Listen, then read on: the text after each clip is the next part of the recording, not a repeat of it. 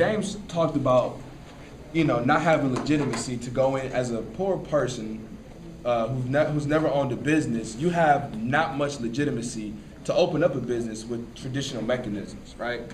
And so typically, if you were like an entrepreneur or something, you would get the money from friends, family. You might start a little enterprise first. There's other ways around it.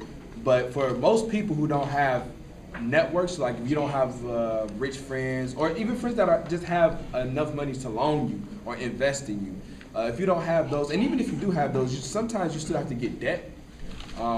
But even then, like these guys can even get credit. They can even take the debt. So that's kind of like how the nonprofit got formed. Initially, the idea was, how do we create a community-owned business that's a grocery store?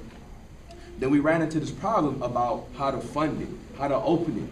Nobody wanted to give them the money. They saw them as too risky of an investment. So we formed a nonprofit and was able to tap into some grant funding around things like training workers to manage and have retail. We can offer technical assistance through hiring consultants to help them understand food safety and nutrition and these types of things. So the nonprofit actually was one of the key components in funneling resources to the for-profit. It's a unique structure. But to specifically answer your question, the redevelopment agency played a big role in money, and the developer too.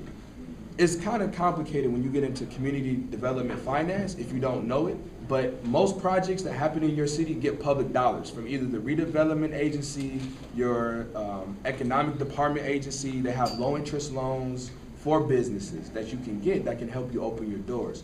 So we had a mix of funding streams. So we had some debt that we took on through loans or whatnot. We had some grants for community revitalization. So, but I think redevelopment was like one of the big partners. CEDA, which is our community economic development, we have a loan from them. It's a terrible loan, actually. It's almost like, it's not subprime, I wouldn't say nothing like that, but it's one of those types of loans. Basically, we borrowed an amount of money from the bank, and we have to pay interest on that amount of money. However, we cannot access that money fully.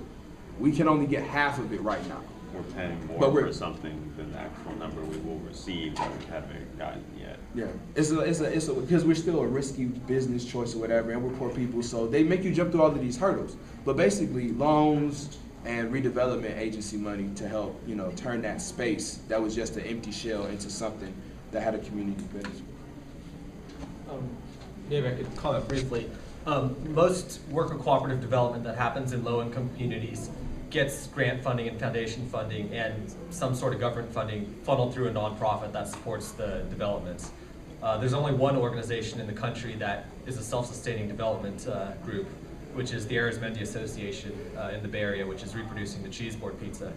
But virtually all the other groups, Green Worker Cooperatives in the Bronx in New York, Evergreen in Cleveland, Mandelela, and Wages in Oakland, which does house cleaning co-ops, all rely heavily on grant funding, which is not always the most reliable source.